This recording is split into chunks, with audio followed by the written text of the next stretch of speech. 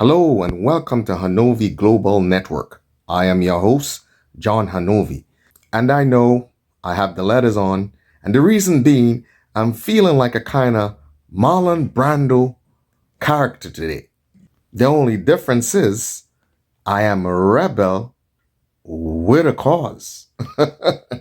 And that cause is to make sure that we expose those masters of cunning and deceit, those panderers who would have us believe that they are in our camp, in our midst, and at the slightest opportunity would devour our young.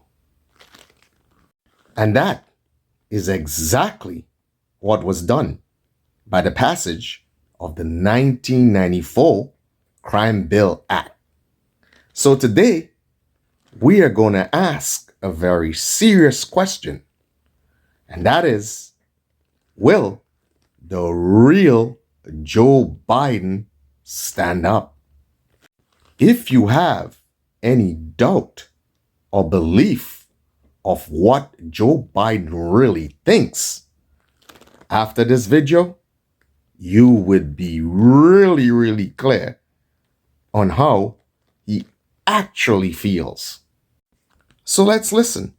Joe Biden, in his own words, is you must take back the streets. And you take back the streets by more cops, more prisons. I hope this crime bill, when it passes, the Biden-Hatch crime bill, as it becomes law, God willing, I hope that we will have ended, once and for all, this notion that is a hangover from the 60s, that somehow Democrats are weak on crime and Democratic presidents are weak on crime and Republicans are tough on crime. The truth is, every major crime bill since 1976 that's come out of this Congress, every minor crime bill has had the name of the Democratic senator from the state of Delaware, Joe Biden, on that bill, and has had a majority vote of the Democratic members of the United States Senate on the bill.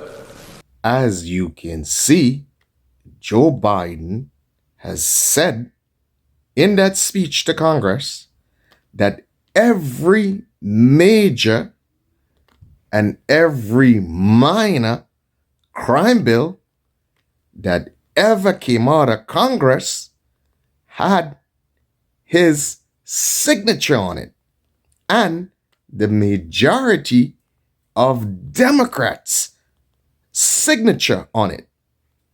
Wow. Should be told.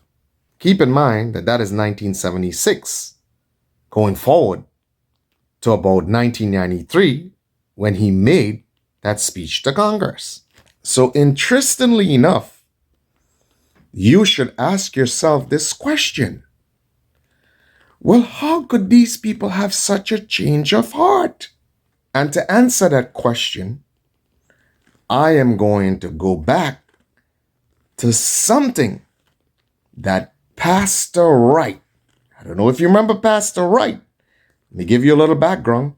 Pastor Wright was former President Obama's pastor. And during Obama's campaign, he had a falling out with Pastor Wright because Pastor Wright was an activist, most of a black nationalist, and he felt that Obama was playing some sort of game to appease the middle centrist voter. So Pastor Wright, who was always black nationalistic, thought for a second that Obama, who was part of his church, really believed in the ideas that he was espousing. But when it came to the campaign and Obama wanted to get elected, he had a change of heart. So Pastor Wright said in like a, brief interview that politicians will say anything to get elected. So that is not unique to Obama. Obviously, Joe Biden has realized where and which direction the tide is flowing. And being a seasoned politician, he hasn't spent over 30 years in Congress by not understanding how to flow with the tide. And that is the reason why all this social justice stuff and all this rehabilitation stuff and all this belief in all these dainty sociological concepts of social justice and all this pandering and love of the black community and love of minorities is a lie. He doesn't believe any of it, but he knows how to form alliances. So he realized if he has an alliance with the crazy lefties and utopists in his party, that's a winner. That is an election winner. And oh boy, he jumped on that gravy train. Now I want you to understand how this really works. It's not like Joe Biden says, I'm going to talk to these guys and we're going to come together. It doesn't work like that. He hates those guys, those lefties and those crazies in his party. He hates them. But the machinations of the Democrat Party behind the scenes says, look, if we want to win this, you guys have got to get along. Let's pretend to love each other and then we all can have power. The Republicans probably should take a page from their book. If Haley understood that dynamic of politics, guess what? She would never have let her ego to get in front of her. It doesn't matter whether or not the person that is accosting your son or daughter or my son or daughter, my wife, your husband, my mother, your parents. It doesn't matter whether or not they were deprived as a youth. It doesn't matter or not whether or not they had no background that enabled them to become socialized into the fabric of society. It doesn't matter whether or not they're the victims of society. So I don't want to ask what made them do this. They must be taken off the street. And there it is. Exactly what Joe Biden believes. It doesn't matter whether that person who's committing a crime has been deprived as a youth. No, doesn't matter. Gotta lock them up. It doesn't matter of their background.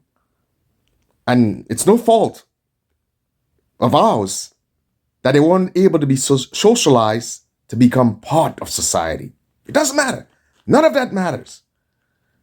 Whether they grew up in poverty, whether they didn't have the resources to be able to elevate themselves, whether they were educated properly, none of that matters.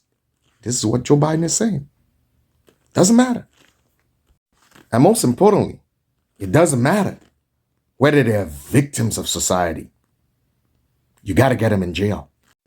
And Joe Biden is extremely emphatic. He says, so I don't want to ask. What caused them to become the way they are? They must be taken off the street and brought into the system so we can make some money off of them.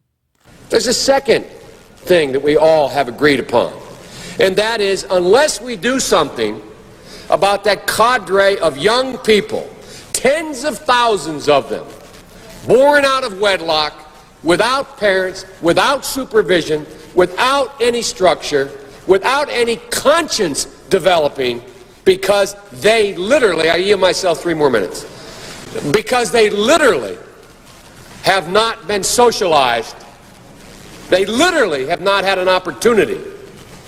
We should focus on them now, not out of a liberal instinct for love, brother, and humanity, although I think that's a good instinct, but for simple pragmatic reasons. If we don't, they will, or a portion of them will, become the predators 15 years from now. And Madam President, we have predators on our streets that society has, in fact, in part because of its neglect, created. Again, it does not mean because we created them that we somehow forgive them or do not take them out of society to protect my family and yours from them. They are beyond the pale, many of those people. Beyond the pale. And if you weren't sure who he was talking about, he makes it extremely clear. He says that young cadre, tens of thousands of them, who was born out of wedlock without any structure and basically developing no conscience. He wouldn't tell you that the policies of the 60s, Democrat policies of the 60s, big government policies, is what is responsible for the decadence and the breakdown and the destruction of black families. He wouldn't tell you that. He wouldn't tell you that a black mother and her children cannot have the father living with them once they're getting government subsidies. He wouldn't tell you that. He wouldn't tell you that the very mass incarceration that deprive these young cadres of their fathers being around is what made the problem even worse. He doesn't care. But this is the same guy who in 2020 duped you, bamboozled you, and made you believe that the policies of the minorities in his party and the lefties and the crazies of this sociological ideal that, yeah, he's on board with that. Oh, yeah, he believes them. Oh, yeah, he agrees. Huh? Pastor Wright says politicians will say anything to get elected. So he goes on to say that they haven't been socialized. And that is such a level of dishonor and disrespect to the very women who vote for him in droves. Because what he does by saying that, he doesn't give credit to all the young black females, the aunties, the grandmas, black grandmas I'm talking about here, and black aunties and uncles, okay? And older sisters who helped in the socialization of these same younger cadres he's talking about. And were able to socialize them so much that they were able to grow up and lead very productive lives. So this is how he actually feels about these same women, and they're probably grown women now.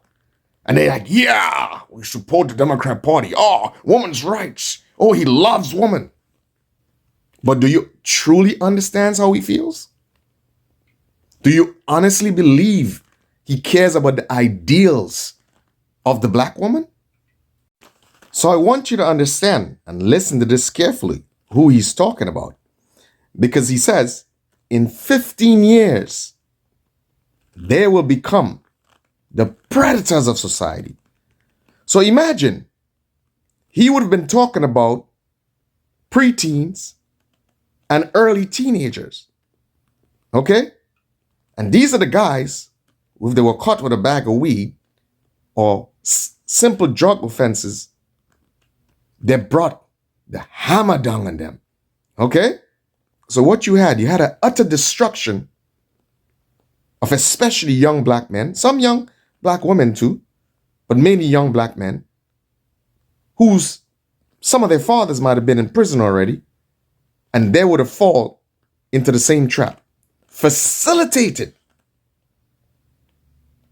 by policies implemented by Joe Biden, and you turn around and you vote in excess of 80% for someone, okay, who has done this to your families and your community, ravage your community.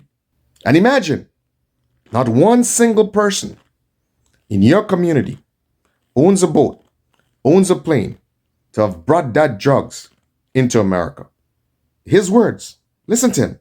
He says that they are beyond the pale, irredeemable, and you have no choice but to take them out of society.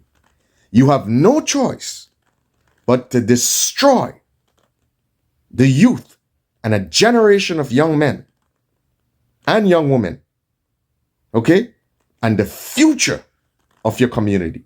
You're looking at the fellow who was one of the primary architects of the Sentencing Commission. You know what the basic premise of the Sentencing Commission is? I know the presiding officer knows. I'm the guy that said rehabilitation, when it occurs, we don't understand it and notice it.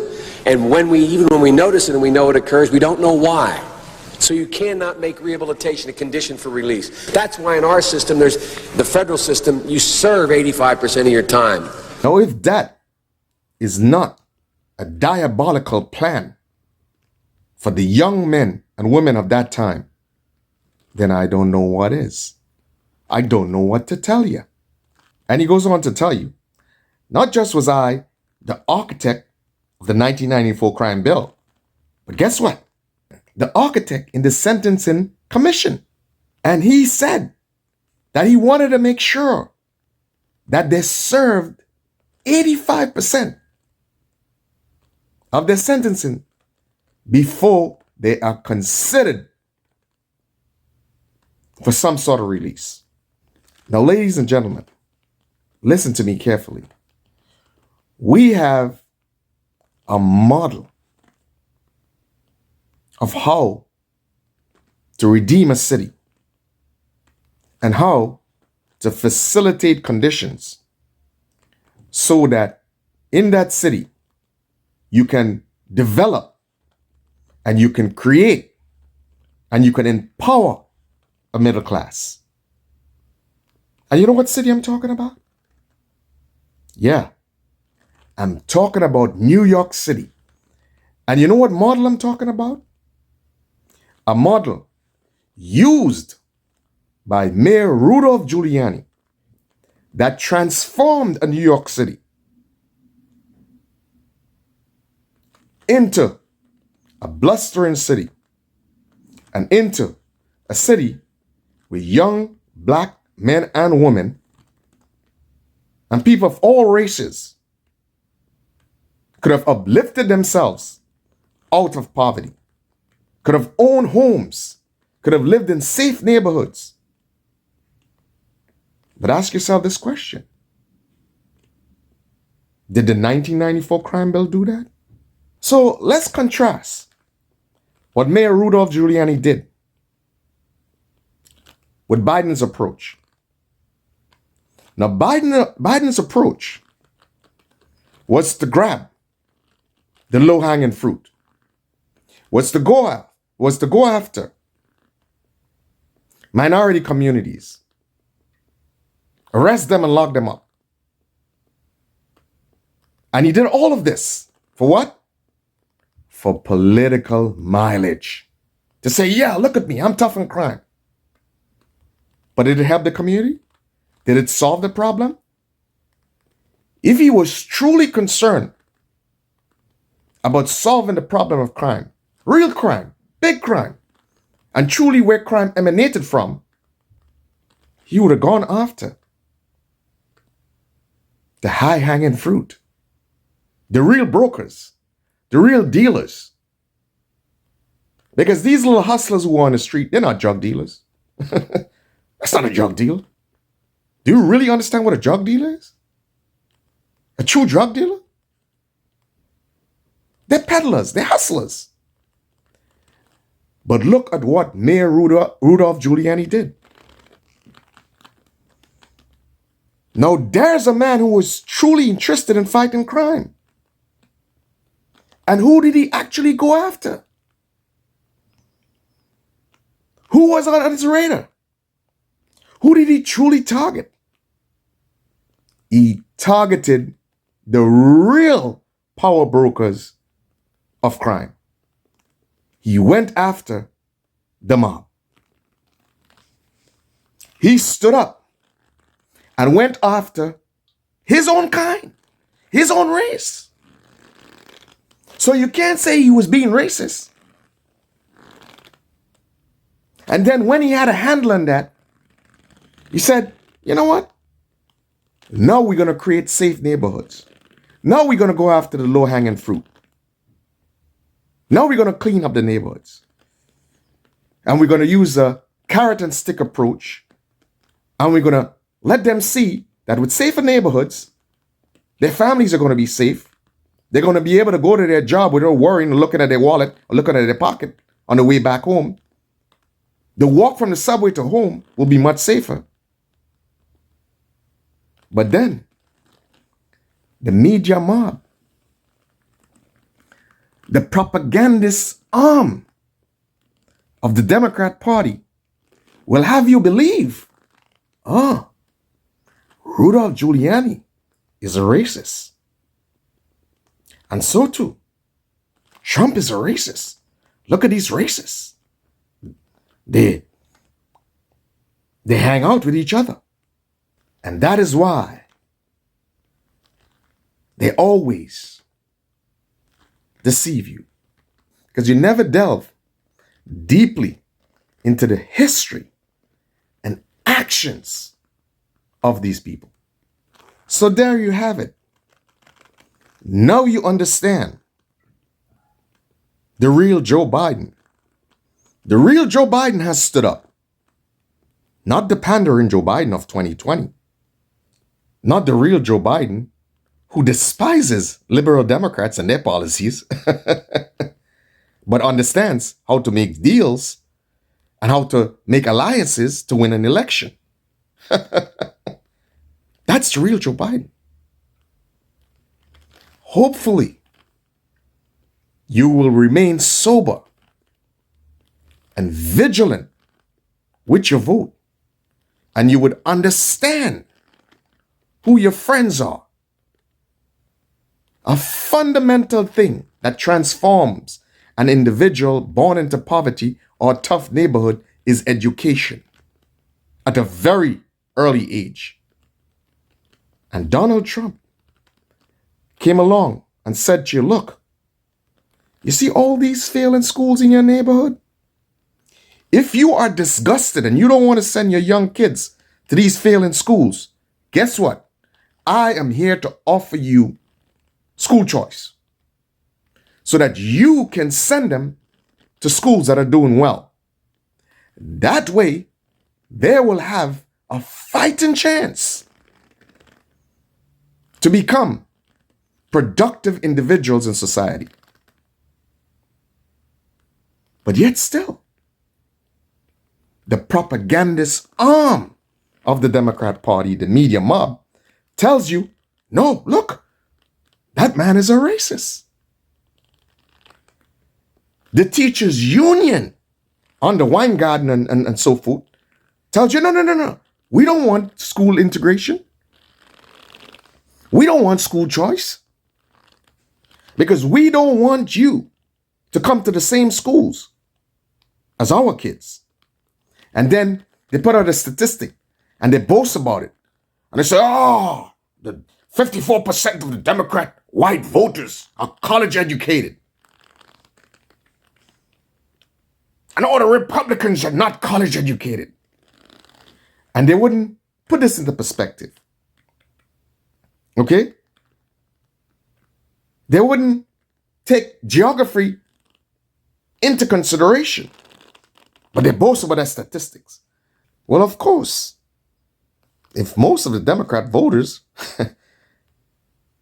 live on the coasts and live in the major big cities, and the white ones get the opportunity to go to the best schools or to get a good foundational education, so that it's easier for them to succeed later on in life, then of course, go ahead, boast about it.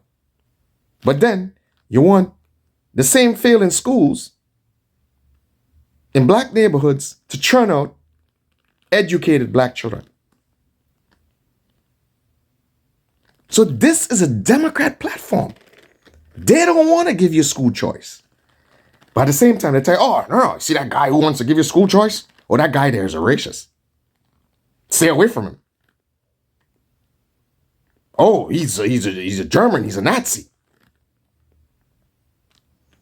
And would connect names I don't even want to repeat. And again, the contrast is clear. The guy who wanted to jail you without regard, who wanted to set in motion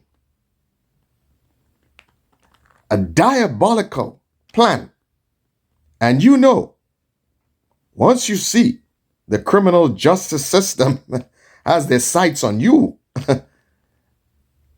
in this America, you're screwed, because there is loads and loads of money to be made. There's fuel needed for that fire. And there's raw material needed for that prison industry. So if you never knew, or you never took the time to understand what and who you vote for, what they truly believe, today, I hope that you have been educated as to who the real Joe Biden is.